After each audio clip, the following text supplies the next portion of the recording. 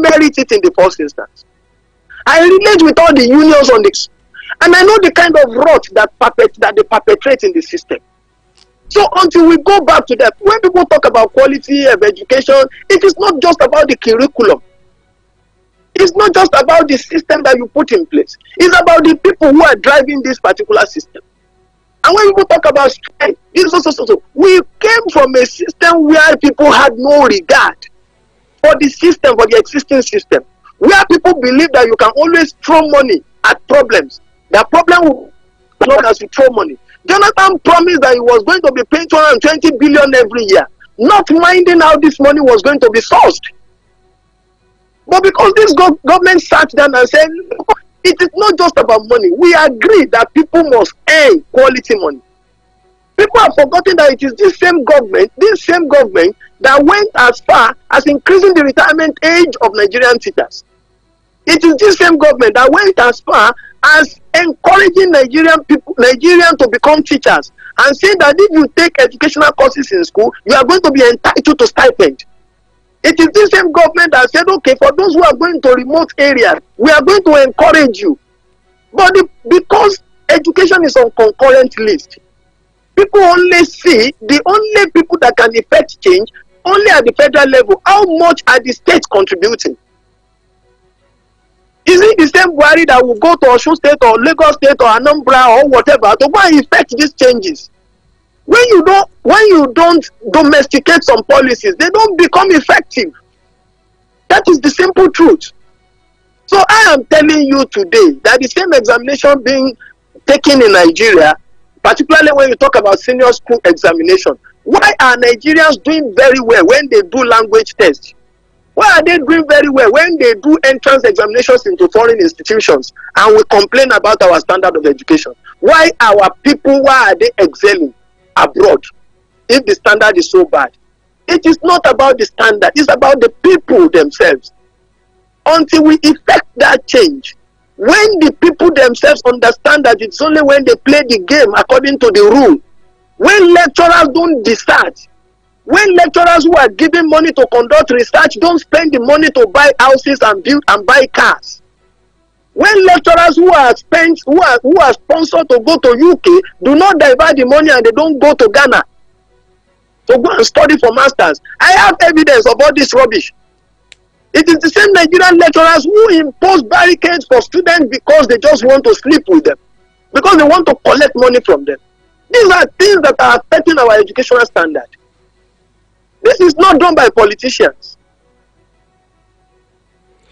We've always had this issue of the budget allocation for education in this country, but in the last few years we've seen progress made in the allocation for education in the country since the President Buhari administration. In fact, in the last budget we saw about 8.8% going to education in this country, about 1.79 trillion naira allocated to the education sector.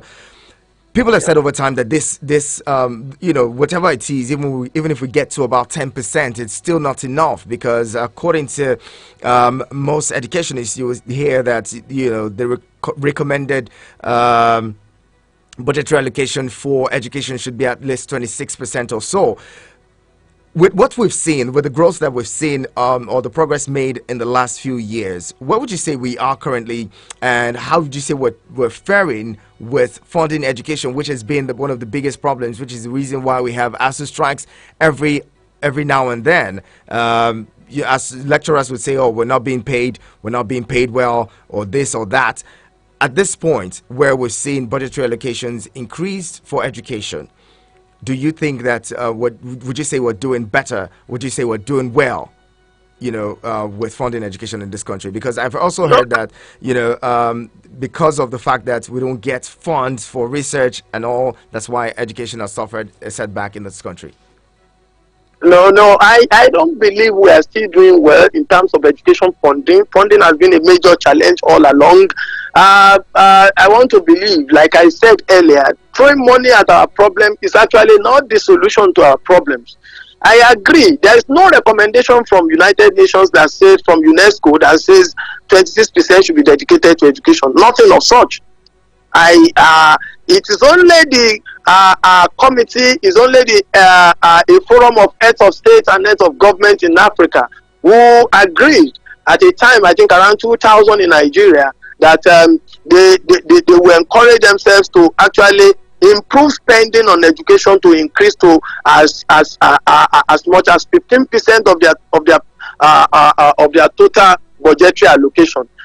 So if you look at it, I still believe very much that the little that we have, how much have we been able to maximize it?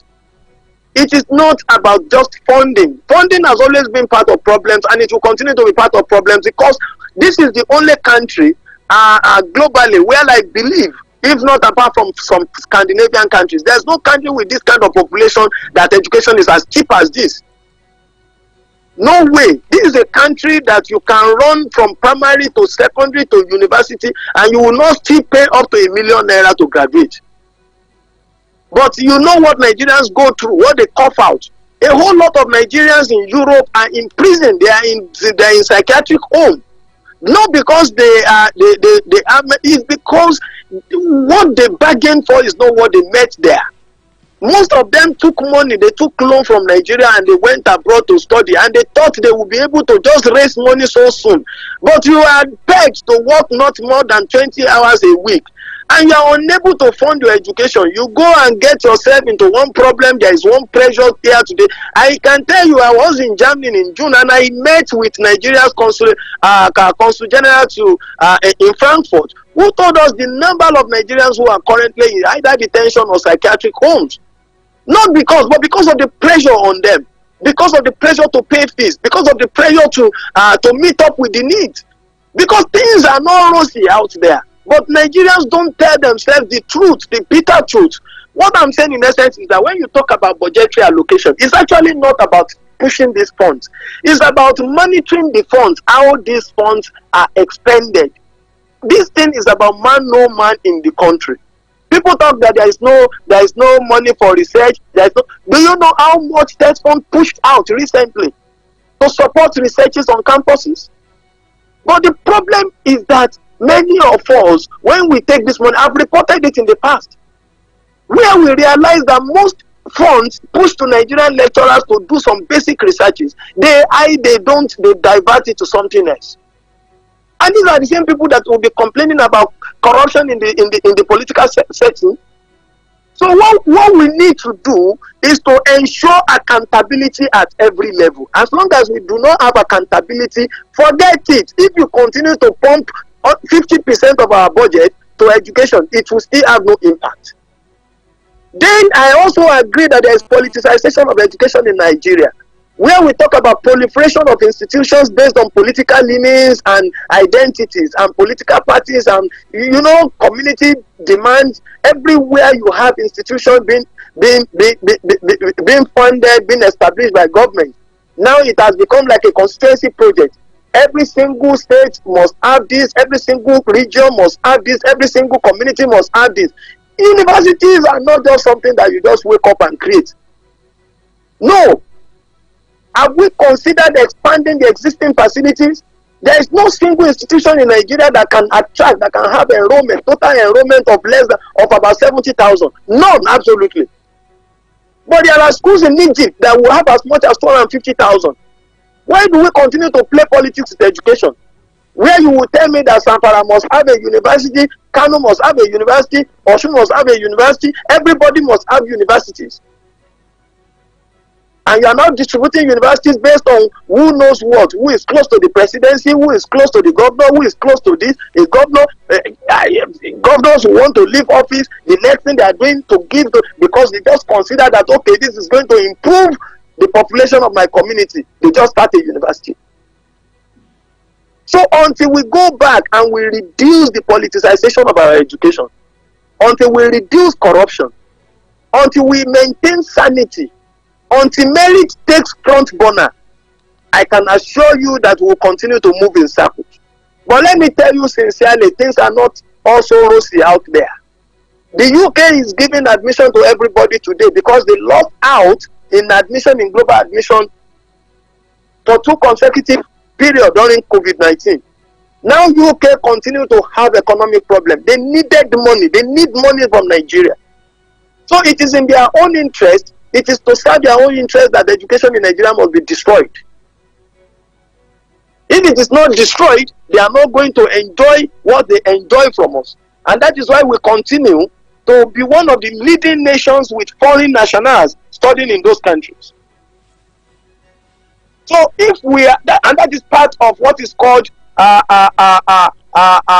tourism. People go out. You think all these Bretton Woods, all these IMF, World Bank, you think they love us? They are going to introduce policies that will not even make people to appreciate themselves. Mr. Levy, that brings me to ask, if you say that the Western countries, or the UK, for instance, it serves its best interest for Nigerian education to suffer and go down the way it is, what about us? I mean, the people who send their kids, the people who taught Nigerians to send their kids abroad to study, are those who should naturally ensure that education works in this country. Shouldn't we be talking about those people rather than talk about the lecturer who nobody's watching, and for that reason he's able to take monies outside the country, spend monies that they're supposed to be spent on maybe research on his personal aggrandizement?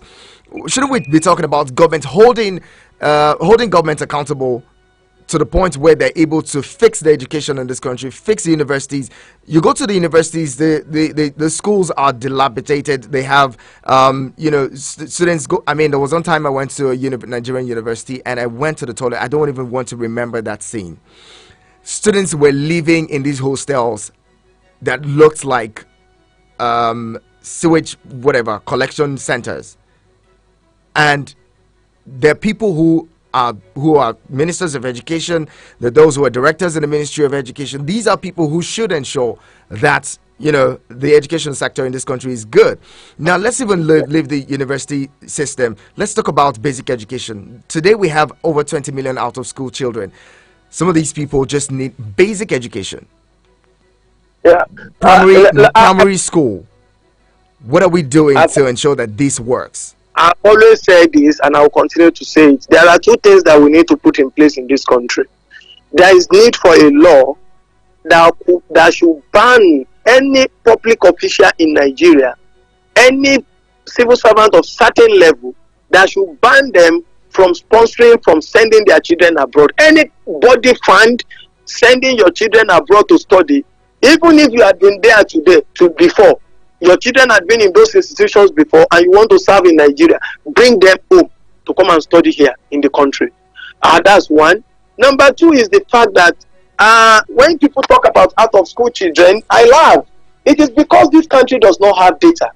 Most of these statistics being bandied around by these international organizations. We know how things run, and that is the truth. These are organizations that are seeking funds from different from global bodies.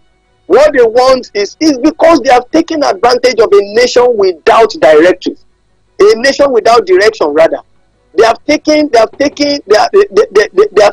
nation that they feel that, look, it is what we push out that the world will take, because the nation does not have statistics, does not have record. Let me tell you, I had a kind of a stint of studying insurgency. Insurgency, as long as insecurity persists, and insecurity that you have is not something that is going to end tomorrow or next tomorrow. Insurgency that has to do with creed, with the belief of people who believe that it's only when you kill people that you enter paradise. That's not going to end in 1 day or 2 days. Go and check the history of insurgencies all over the world. There is no insurgency that ever ended in 10 years. None, absolutely. Until we are able, and I keep telling people, in the past, in 2013, 2011, 2012, there was nobody that could go out to certain places in the capital city of Nigeria. Things were that bad. One of the safest places in the world, even during period of crisis, is United Nations building. Bombers went to UN building in Abuja, and they brought down the building. We remember Nyanya bomb blast. Not once, but twice. We have seen a lot of attacks. The Nigerian government will not even hold Independence Day in the federal capital city. But all these things are no longer there. Whatever you see today is just like a sub. I'm not campaigning for this government. I'm only telling you that things cannot just change overnight. When things, I always tell people, just go to your screen, your flat screen at home. Just crack it, stone it, and let it break. Is it the same process that you use, just 1 second, 2 seconds that you use to break it, that it will take you to fix it? This government may lack everything, about competence, may not, but there are certain things that have been done in this country that are part of the progress that should be recorded. For the first time, we have a minister of education who is not jumping from one university collecting bribes all over the places. Yes, I can beat my chest for that. You may think Adamu is not competent, you may think Adamu doesn't know what he's doing, but I can assure you that it's only this time that we have seen a minister who is monitoring accountability in the Nigerian system. For the first time, people are sitting down with the unions to be able to tell them the truth. Not that you are jumping those when people cry and they say, no, you are maltreating us, you are doing this, you are doing that, and you are the one complaining and are the one creating the solution for yourself. We have seen instances that you see how funds are limited to some level. We have seen institutions that are properly managed, and we can see that accountability on the part of JAMB, we have seen accountability on the part of some institutions in this country. We can't get there overnight, that is the truth. But the problem is that Nigerians always forget where they are coming from. Nigerians will say, look at so that they said I've sold this, they have done it. How do you know? We know because they are being prosecuted. We know because some people are asking questions. We didn't know all this before. Why didn't we know of the Jerry? They're stealing so much from that particular institution in the past. So these are things that we need to always recognize. I'm not saying this government has done fantastically well. It is still zero when it comes to rating. But I'm telling you that people cannot just come and run down our system and we allow them to just go scot-free just because we believe that what we have is not good. Until we go back to that system and all of us begin to contribute. Is it not in this same country that you see students who are richer than their lecturers? And their parents are forming association of Yahoo mothers just because they have lost that sense, and everything that we want is materialism. Until we stop the culture of materialism, nobody, I emphasize, nobody will be proud of this nation. I agree there must be a law banning our public officials from sending their children abroad. All of us must be trained here in this country. Well, education in this country is not as bad as being painted. We will not be doing well outside if the education system is as bad as everybody wants us to believe. Very well said. The conversation will continue. I'd love us to touch on the ASU strike, the ASU and KONUA, as well as the federal government, especially the Ministry of Labour and Employment crisis. We'll be talking about that shortly. Keep it with us. The conversation continues here. I'd have to let my guests go at some point, but would have to touch on that quickly before we get off the conversation. Keep it with us. We'll be talking more. Eagles 102.3 Abuja. Only 100 naira, you enter. Anybody can win. If you win your bid. You get what you want buy, but you don't get money. Microwave, TV, I mean you want pay never bill. Download Yangabid from any online store. With 100 naira, fund your wallet. Choose a plan for your gate pass. Start spinning and winning. The player with the highest number wins the bid. Anything what you want buy, you can bid it and win it. Yangabid, Nigeria's online marketplace. You can call us on 091 3000 2014 091 3000 2014. The newly introduced 200, 500 and 1000 naira banknotes are now in use and are legal tender in Nigeria. The new banknotes were introduced to check issues such as counterfeiting. It is an offense to reject the country's legal tender. Accept them and use them side by side with the old banknotes, which will cease to be legal tender on January 31, 2023, when they shall be withdrawn from circulation. Remember to deposit your old banknotes at your bank or the nearest mobile money agent around your location before the deadline. For further details or complaints, call 081 766 57641 or 081 766 57642. The Naira is our national pride. Let's embrace the new currency. This message is from the Central Bank of Nigeria, CBN.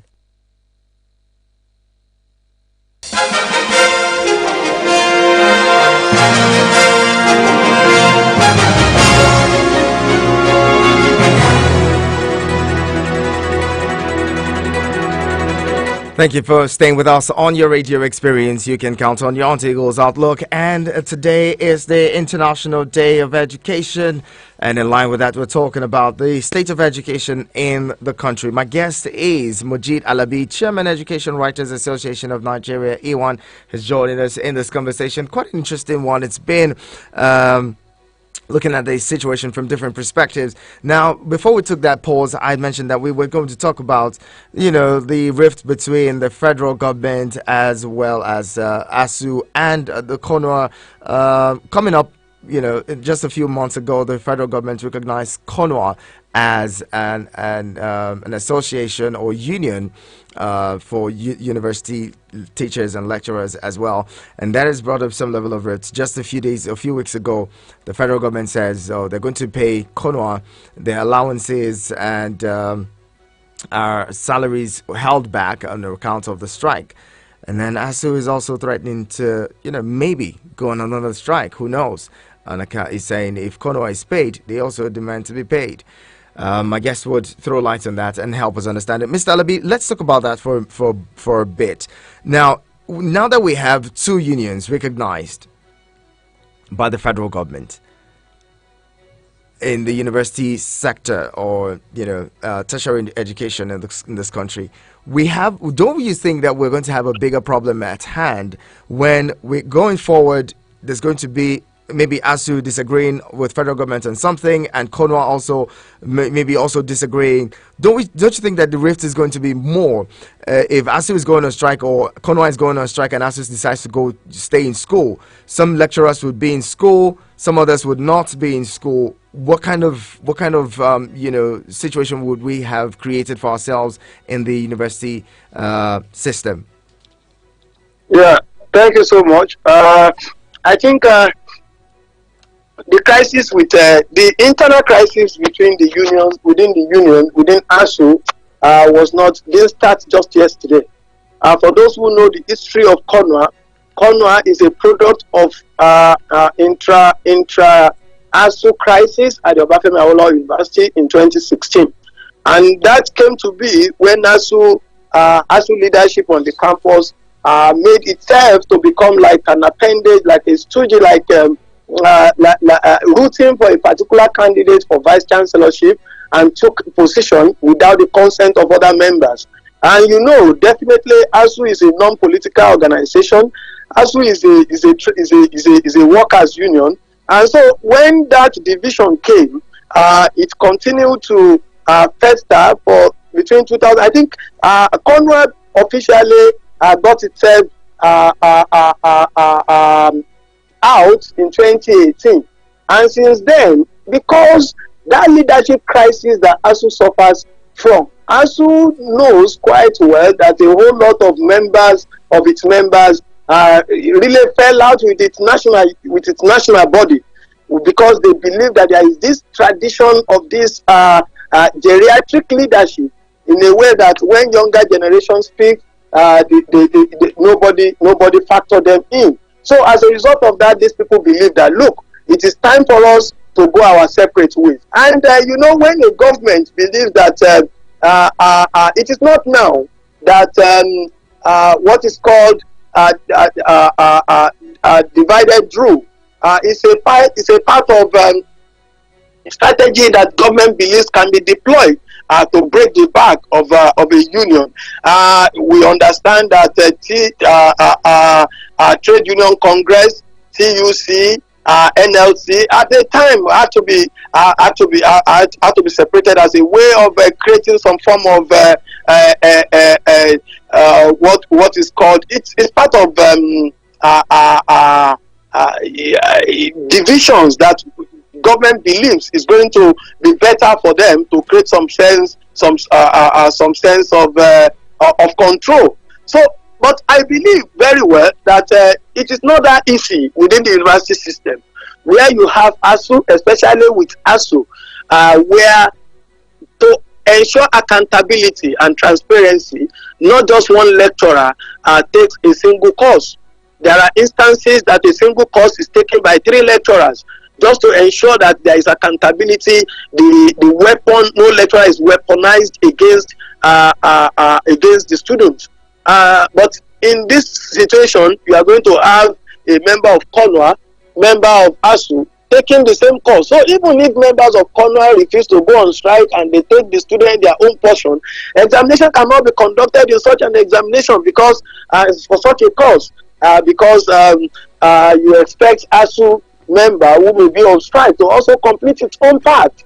So it's still going back to level 0, in the sense that we are not going to have a complete situation where all of them are going to be on the same page. And once they are not on the same page, even if CONUA says, okay, we are not on strike, and ASU says we are going on strike, then nothing still moves. The student can still not be, they can still graduate, because the courses are being separated between, except in situations where you have members belonging to a single union and if that union refuses to go on strike. And that is what has happened in some state universities that have taken control of their system in a way. When you go to University Osun State University, you go to Lagos State University of Science and Technology, you go to some institutions that have tactically broken away from ASU, and they have said, no, look, our members are not going on strike because we are not held by our proprietor, we are not hold, and things are not too bad. We can still manage. But the challenge is that ASU, in one way or the other, want to be compelling other institutions to join its national struggle. I agree, because that's the only time it can have impact, it can have some level of sense. But no matter what happens, I want to believe very strongly that as long as it is going to have its pros, it will also have its cons. It will have merit, and it will also have demerit. There is a need for checks and balances in our institutions, and that's the truth. Me, I'm not opposed to CONUA. That's the truth. There must be checks and balances. It is not only CONUA that was even formed. NAMDA was also given a license. So there is another. There is a group of lecturers who are also medical lecturers who believe that they are not carried along within the body of ASU, and as a result of that, they are also saying, look, we can't continue to be like this. We have to. So these are the things that actually took charge that may have led to this kind of crisis. So I believe very strongly that there is a need. Such divisions can be addressed, but at the same time, it can also caution the unions from frequent strike actions. Very well said. Let's bring in callers now. 090-7353-0044 and 090-8766-8888. You can be a part of the conversation and join in with your 2 cents. Let's hear you. Send us SMS and WhatsApp messages on 090-9705-4450. That is 090-7353-0044 and 090-8766-8888. Now, Mr. Alabi, you mentioned something that caught my interest. When you said, well, Nigeria is a country without cement data, and so, well, people can bend in numbers around and just throw numbers around on us, and we accept these numbers and begin to run with them. Isn't that an indictment on us, especially, those of us in journalism and all? Why don't we have a situation where we can actually, carry out these researches and what do you call them, surveys, to find out the actual numbers on issues like education, poverty, for instance. The National Bureau of Statistics came out with the data on poverty, and it's not like a foreign organization. This is a Nigerian institution that brought out these numbers. Isn't that an indictment on us that we don't have, or we can't go about finding, getting figures for ourselves? Yeah, it is clearly an indictment, and it became an issue recently when I had, when EWAN, the Education Rights Association of Nigeria, had a summit and brought stakeholders together, including school owners, minister, representative of the Minister of Education, directors from the ministry, the Lagos State government, and everybody came together. And we were talking about data, and we talked about the UNESCO's latest statistics of 20 million out of school children, and the ministry said no, that is not correct. And I challenged the ministry official. I said, okay, publicly, and I said, okay, give us what is correct. It is because they have failed to give us the statistics, the correct statistics. Anything bandied around will have to be taken as correct.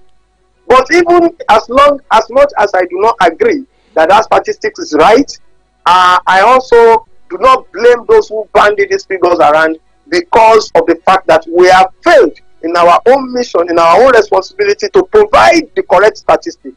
And do you know the problem? The problem, like I have seen, is that most of these institutions work across parallel lines.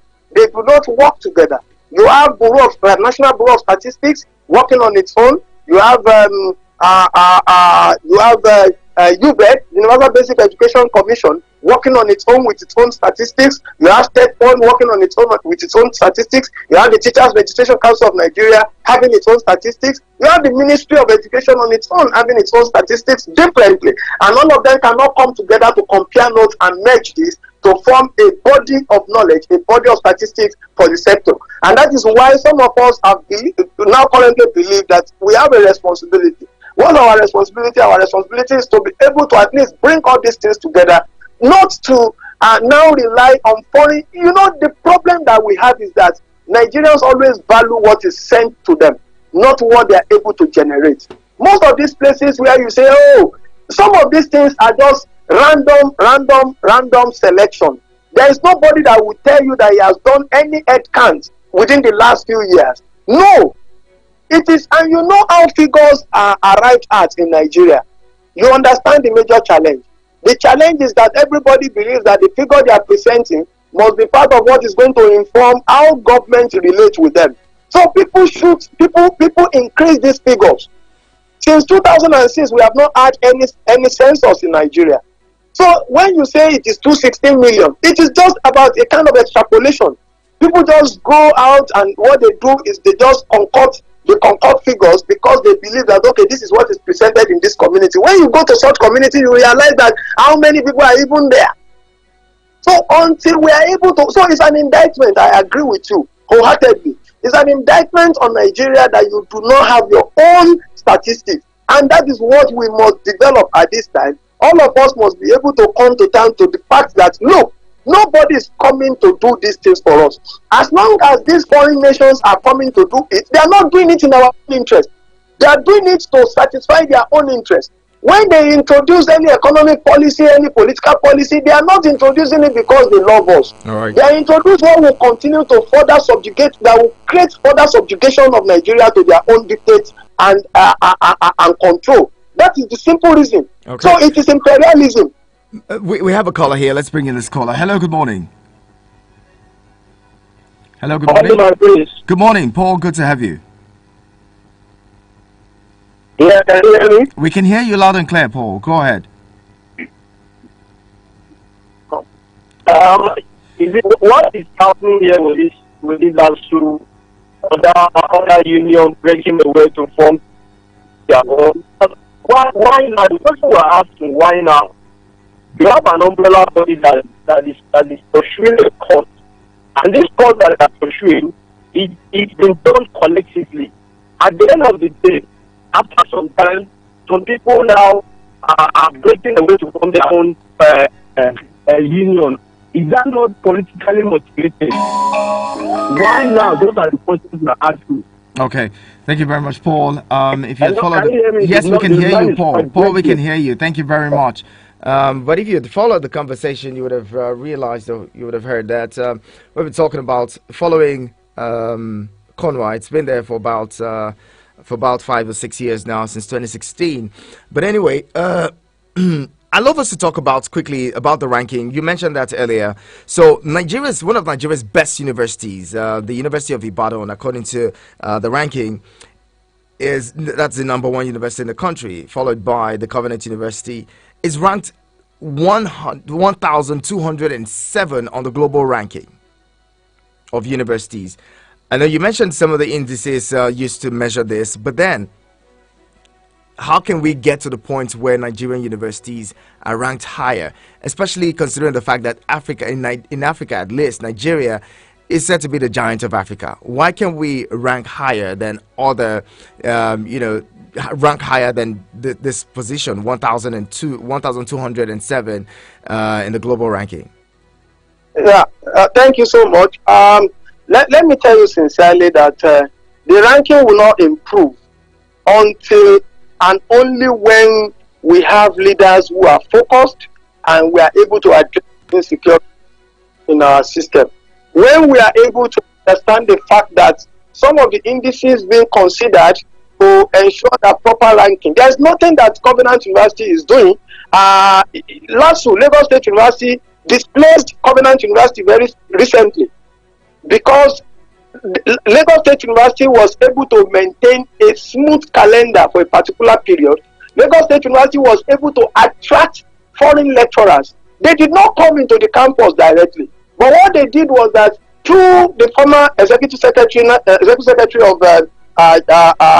NUC, that's Professor Peter Okebukola, what they were able to do was to create a center which was funded, I think was a center funded by UNESCO. So what they did was to create that center and to be able to now attract lecturers who were teaching virtually, and they were able to attract students from different parts of Africa, and they were taking part in that program virtually. And there was a kind of a massive interactions on globally, and people began to relate with the institutions. And at the time, there is no way such professors who are from foreign countries will talk about where they operate, what they do, and they will not discuss Lagos State University. And so when you mention it, when you go to the web, you are going to see things about these universities, and you are going to see foreign students talking about this university. That's part of what increased the ranking. What Covenant used to do is to annually invite global icons within the education sector. Particularly, I've witnessed not once, not twice, not 3 times, where Nobel laureates are brought to discuss on the national, to come to Nigeria. They fund them. Anywhere these individuals are going, there will be talks about what they have been able to deliver. The global leaders are monitoring their movement, they are monitoring their delivery, they are not monitoring everything from them. So as a result of that, people talk about those institutions. But are you talking about a place where you cannot, where you don't even have the resources, or where the people who are put there as leaders are politically motivated? They do not even have the vision how to engage world leaders to be able to, at least even in the circumstance. If you look at it in the past, you used to have, when you go to most of the institutions in Nigeria, when you come to OAU, you will see where we have Angola Hall, we have Mozambique Hall, we have different halls depicting the kind of the African nature, the Africanness in the institution, where you have foreign students, you have halls, hostels dedicated to foreign students. But these foreign students are no longer coming because of insecurity, because of strike. I met a senior faculty in Germany, who told us that he actually started schooling in BUK in Kano. In fact, he speaks Hausa fluently now. But unfortunately, in those years, the year he started was when there was strike. He had to relocate. He had to go back out of the country. So until we are able to resolve the issue of strike, until we are able to attract foreign students, until we are able to attract foreign lecturers, until we are able to institute courses that are timely, that are modern. People talk about mechatronics now. People no longer talk about mechanical whatever. No, people are. It's about modernity. You have to modernize your. I was part of a team to introduce what is called partnership for change between the University of Lagos and some European institutions. And I saw some institutions that are just less than in a community of about 20,000, like the University of Markharding in Germany. And what I saw there is because there is that deliberate effort to run an institution that will be globally recognized. All right, not that you are looking for somebody who is going to be HOD because he's from Ibadan, or you are looking for somebody who is going to be dean just because he belongs to this political party. Until merit takes place, we will not get it right. That's the truth. Majid Alabi, Chairman, Education Writers Association of Nigeria, thank you so much for your time and thoughts on the program this morning. Thank you really so much. Appreciate you. Have a very fantastic day ahead. And the conversation continues. Get onto our socials at Eagles FM Abuja, and also follow us there. You can leave a comment or anything that you want, that you think would engage us. Leave it there. Would also engage with you on those platforms. My name is Ihanacho Prince. Business News is up next. Right after that, Midday Extra hits the airwaves. Eagles 102.